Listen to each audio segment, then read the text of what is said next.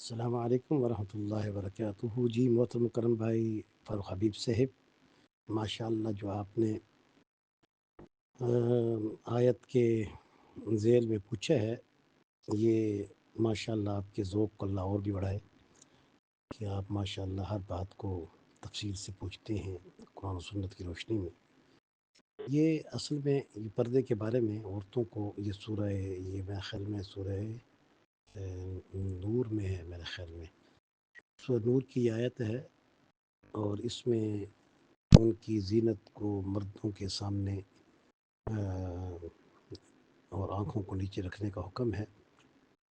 لیکن ایسے مرد جو کہ گھروں میں بڑھاپے کو پہنچ چکی ہوتی ہیں اور ان کی مردانگی حالت بالکل ختم ہو چکی ہوتی ہے، ان کو عورتوں کا شوق اور ان کی طرف میلان یا ان کی طرف شہوت یا ان کے اندر انتشار، یہ سب کچھ علامات علماء نے لکھی ہیں۔ جب ان کے اندر نہ ہو تو پھر ایسے بوڑھے مرد سے بھی اور ایسی بوڑھی عورت سے بھی پھر پردہ ختم ہو جاتا ہے۔ مثلا مثال کے طور پہ کوئی گھر میں نوکر چاکر ایسا ہے جو بہت بوڑھا ہے اور وہ آپ کے رحم و کرم پر ہے، اور آپ کے گھر کا کھانا پینا اس کا بھی کھانا پینا ہوتا ہے۔ یہ اکثر لوگ جو بڑے لوگ ہوتے ہیں گھروں میں، انہوں نے بزرگوں کو پناہ دی ہوتی ہے جو بس اپنی زندگی گزار رہے ہوتے ہیں، اور وہ شہوت کے اعتبار سے یا تو نامرد ہوتے ہیں یا مخنث، یعنی جن کو ہجڑا کہتے ہیں، اور یا پھر وہ بڑھاپے کی ایسی حالت کو پہنچ چکے ہوتے ہیں کہ ان کے اندر میلان طبی طور پر عورتوں کی طرف نہیں رہتا۔ تو جیسے بوڑھی عورت کا پردہ ختم ہو جاتا ہے، اس کے اوپر پردہ واجب نہیں رہتا، ایسے پھر بوڑھے مرد کو بھی اس کا دیکھنا یا اس سے بولنا جائز ہو جاتا ہے بغیر پردے کے۔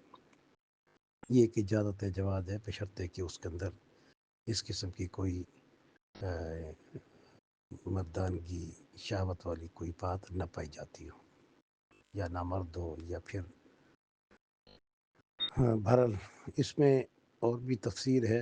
جیسے کہ ایک واقعہ بڑا مشہور ہے، سیدنا ام سلمہ رضی اللہ عنہ جو حضور کی زوجہ محترمہ تھی، ام المؤمنین ام سلمہ، یہ ان کے ایک بھائی تھے عبداللہ بن امیہ، یہ بھی امیہ کی بیٹی تھی ام سلمہ رضی اللہ عنہ۔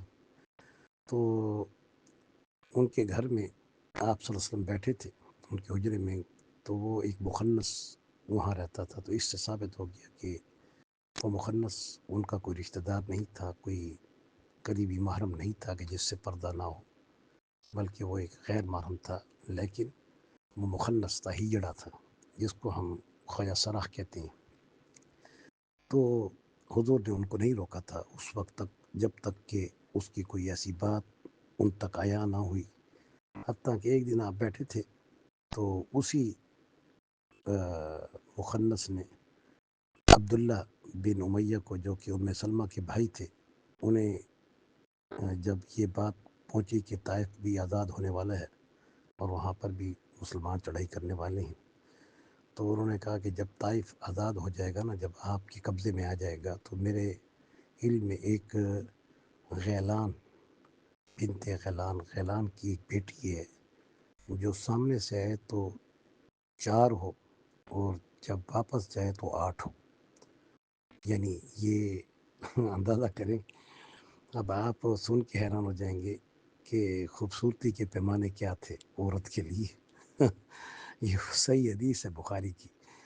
تو حضور سب یہ بات سن رہے تھے، تو اس نے کہا عبداللہ نے، اچھا یعنی 4 آگے سے ہو اور 8 پیچھے سے ہو، یعنی چلے آئے تو وہ 4 لگے اور جائے تو وہ 8 لگے، یعنی کیا مقصد کہ خوبصورت عورت کے جسم کے پارٹس جو ہوتے ہیں وہ 4 ہوتے ہیں، پیٹ اس کا دبا ہوتا ہے اور پستان اس کے بڑے ہوتے ہیں، سینہ اس کا بڑا ہوتا ہے اور گردن اس کی پتلی ہوتی ہے، تو یہ 4 اعضاء اس کے بڑے واضح ہوتے ہیں۔ یہ کسی خوبصورت لڑکی کی تعریف کے اندر یہ لفظ گئے، اور جب وہ واپس جائے گی تو وہ عورت بڑی خوبصورت ہوتی ہے جس کے پیچھے پھر 4 دائیں ہو جائیں اور 4 بائیں ہو جائیں اسی اعتبار سے جو آگے تھے. پہلے آگے تو 4 وہ پورے جسم کے پارٹ بن جاتے ہیں، اور جاتے وقت اس کے پارٹ وہ دائیں طرف 4 الگ ہو جاتے ہیں، بائیں طرف 4 الگ ہو جاتے ہیں. یہ خوبصورت ترین عورت کی 4 ڈھال کی علامات ہیں جو وہ فرما رہے تھے. تو میں آپ کو اس کا پتہ دوں گا، آپ نے اس کو پھر حاصل کرنا ہے. وہ غنیمت میں پھر آئے گی، صاف ظاہر ہے.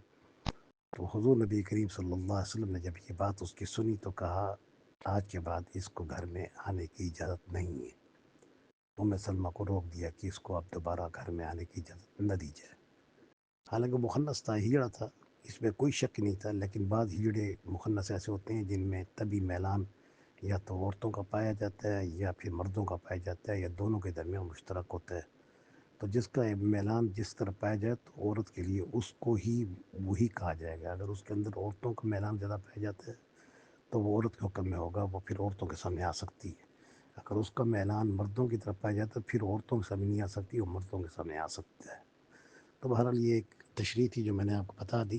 تو اس سے وہ طفیلی لوگ ہیں جو آپ کے گھروں میں، جن کو آپ نے پناہ دی ہوتی ہے، جن کو آپ نے پالا ہوتا ہے، یا وہ پھر ایسے ہوتے ہیں کہ وہ بڑھاپے کی عمر کو پہنچ چکے ہوتے ہیں، پھر اس کے اندر ان کی شہوت نہیں رہتی. تو اب ان کے لیے وہ تمہارے گھر میں اندر آ جا سکتے ہیں. ان سے خطرے فساد کی وہ نہیں رہتا. تو اس لیے اس سے پردہ بھی اور اس کے ساتھ دیکھنا بھی جائز ہو جاتا ہے. یہ تشریح ہے اس کی جو میں نے آپ کو کی ہے. ورنہ تو ایسے بچوں کا بھی آگے ذکر آ رہا ہے جو آگے ابھی الطفل الذی لم یظہر علی عورات النساء. ایسے بچے کو بھی گھر میں آنے کی اجازت نہیں ہے اگرچہ وہ ابھی بالغ نہ ہوا ہو، لیکن اس کی بلوغت سے پہلے اس کی علامات یا وہ عورتوں کے خد و خال اور عورتوں کے پردے کی باتوں کو وہ اب جان چکا ہو، تو ایسے بچے سے بھی غیر محرم عورت کا پردہ ہو جاتا ہے. اور اس طرح ایک عورتوں کا بھی ذکر ساتھ آتا ہے کہ عورتوں کا عورتوں سے پردہ ہوتا ہے. یعنی ایسی عورتیں جو بے بدچلن ہوتی ہیں تو ان کا بھی پردہ ہے نیک عورتوں سے جو گھر میں بیٹھنے والی ہیں، اور زانیہ اور شرابیہ عورتوں سے ان کا پردہ ہے کہ وہ پاک دمن عورتیں ان سے مت ملنے اور نہ دیکھیں ان کو. اللہ اکبر! کس قدر امت کی ماں اور بہنوں کی اور بیٹیوں کی عزت اور عفت اور عصمت اور چادر اور چار دیواری کے تحفظ کو حضور نے بحال کیا ہے، اور حضور نے ضمانت دی ہے اسلام میں. سبحان اللہ.